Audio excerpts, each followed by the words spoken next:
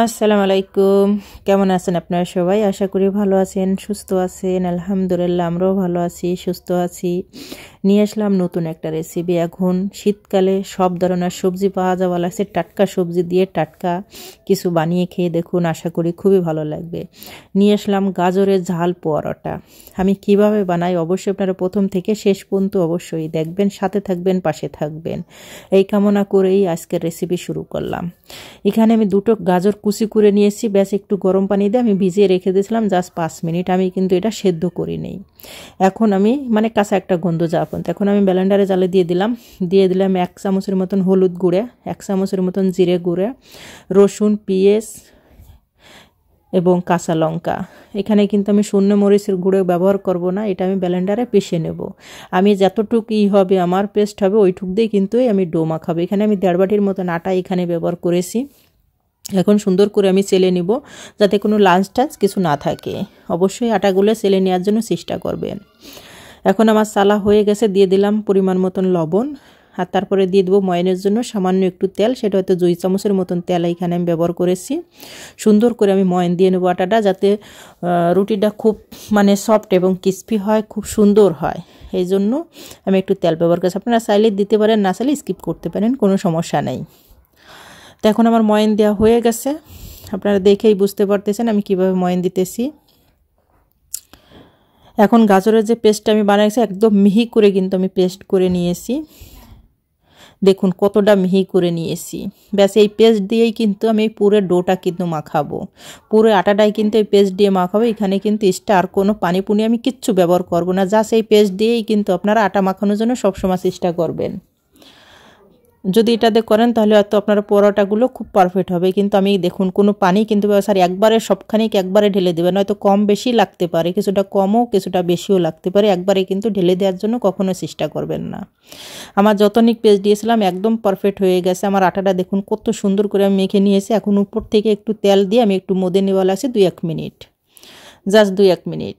এখানে আপনারা চাইলে ধনের পাতাও দিতে পারেন, এটাও খুব সুন্দর হবে। যত আমি কাঁচা লঙ্কা দিয়েছি আর কোনো কিছু আমি দেই নেই, ধনের পাতা দিয়েছি। অবশ্যই এক টুকরো আদা দেওয়ার জন্য চেষ্টা করবেন, তাহলে সুন্দর একটা ফ্লেভার পাবেন। আমি মধ্যে একটু রেখে দিয়েছিলাম সাইডে। এখন আমি ছোট ছোট করে আমি লেচি কেটে নেব। অবশ্যই আপনাদের পছন্দ মতন আপনারা লেচিগুলো কেটে নিতে পারেন। আপনারা দেখেই বুঝতে পারতেন যে আমি কত ছোট ছোট করে লেচি কেটে নেওয়া লাগছি। একবারে আমি সব লেচিগুলো আমি কেটে নেব।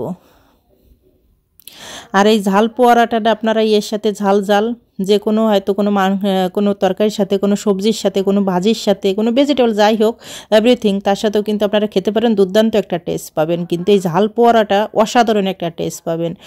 আপনারা যদি অনেকগুলো একবারে 20টিও বানান তাও মনে হয় মিনি টিভিতে শেষ হয়ে যায়। যারা ঝাল লাভার তাদের জন্য এই রেসিপি, কেন কি যারা ঝাল খেতে খুবই পছন্দ করেন, লাইক করেন, আপনারা মনে হয় মিনিশি অনেকগুলো খেয়ে ফেলতে পারেন যে ঝাল পোয়ারাটা। আর টেস্ট তো মাশাআল্লাহ অনেক সুন্দর, একটা স্ট্রং একটা ফ্লেভার পাওয়া যাবে সব কিছুর। এদিকে আপনার রসুনের ফ্লেভার পাবেন, তারপরে পেঁয়াজ, কাঁচা লঙ্কা, তার সাথে গাজরের খুব সুন্দর একটা ঘ্রাণ পাবেন, এর জন্য খুব ভালো লাগবে। এখন আমি দেখুন সব লেচি কাটা হয়ে গেছে। এখন আমি রুটিগুলো বেলে নেব এবং পোয়ারাটা শেপ দিয়ে নেব। আমি যে পথে পোয়ারাটা বলে রেগুলার শেপ হতেই কিন্তু এটা ঝাল পোয়ারাটা, এই জন্যই খুব টেস্টি। আর দেখুন আমার কাঁচা লঙ্কাগুলো দিয়েছিলাম, সেগুলো কিন্তু ভিতরে কিন্তু দেখা যাওয়া লাগছে। উপর থেকে আমি একটু তেল দিয়ে দিলাম। এখানে আপনারা তেল বা ঘি দুটোই ব্যবহার করতেন। তেল দিয়ে আমি সুন্দর করে মেখে দিই। এখন উপর থেকে একটু আটা ছড়িয়ে দিতেছি, যাতে নিচের পাটা যাতে লেগে না যায় এবং খুব সুন্দর যাতে ভাঁজ পড়া পার এবং রুটিগুলো খুব পারফেক্টলিভাবে ভিতর থেকেই জানি ক্রিস্পি হয়ে ওঠে এবং সফট থাকে। এজন্যই কিন্তু দেওয়া রুটিগুলো খুব সুন্দর ফুলে ওঠে এবং লেয়ারগুলো খুব সুন্দর করে কিন্তু দেখা যাবে। একটা আপনাদের দেখাই দিলাম, আপনারা যে কোনো আপনারা 3 শেপেও কিন্তু এই পরোটাগুলো ভাঁজ করে নিতে আপনাদের পছন্দ মতন ভাঁজ করে নেবেন। ব্যাস এই জিনিসগুলো দিলে ঝাল পরোটার ভিতরে ব্যাস আপনাদের পছন্দ মতন ভাঁজ করে নিতে পারেন।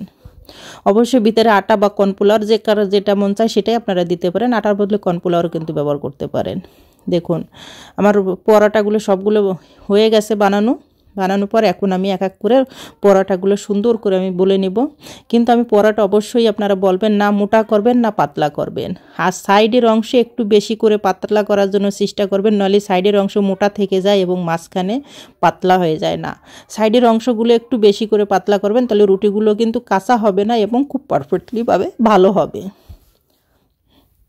এক এক করে সব পরোটাগুলো এক সেম প্রসেসিং আমি কিন্তু বানিয়ে নেব।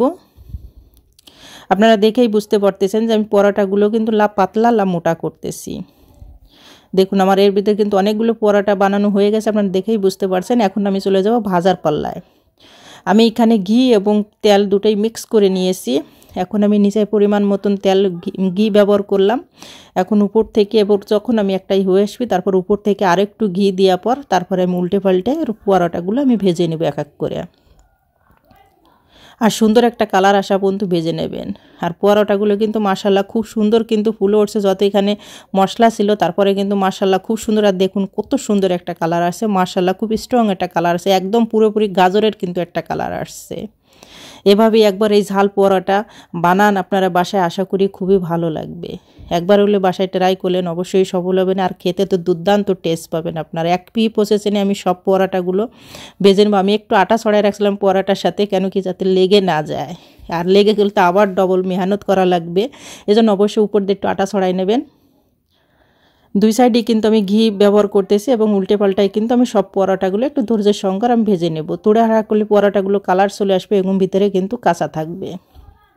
আর অবশ্যই সাইড থেকে একটু টিপে টিপে ভাজবেন, নইলে কিন্তু সাইড থেকে কাঁচা থাকে কিন্তু সব সময়ই। আর দেখুন কালারটা সত্যি কাঁঠালটা কিন্তু অসাধারণ, আর টেস্টও লাজবাব একটা টেস্ট ছিল, মাশাল্লাহ খুব সুন্দর একটা টেস্ট ছিল। এখন যত শীতের মৌসুম সব ধরনের কিন্তু সবজি পাওয়া যাবে, সেই জন্য আপনারা নতুন নতুন কিছু রেসিপি এইভাবে বাসায় দেখে বানাই খেতে পারেন, খুবই ভালো লাগবে। বড় ছোট সবারই কিন্তু খুব ভালো লাগবে। এক এক করে কিন্তু আমি সব পরোটাই কিন্তু সেম প্রসেসিংয়ে ভেজে নেব। এখন খুন্তি দিয়ে উল্টেতে আমার একটু কষ্ট আছে, এই জন্য একটা চামচ ব্যবহার করতেছি আমি। আপনাদের পছন্দ মতন কিছু ব্যবহার করতে পারেন, কোনো সমস্যা নেই। দেখুন কত সুন্দর একটা কালার, আর এতটা ক্রিস্পি হয়েছে যে উপর থেকে কিন্তু এমনিই কিন্তু ছিঁড়ে আসতেছে, যে এতটা ক্রিস্পি হয়েছে পরোটাগুলো। আর কালার দেখুন, আপনারা কালার দেখে বুঝতে একদম পারফেক্টলিভাবে গাজরের কিন্তু কালার আসছে।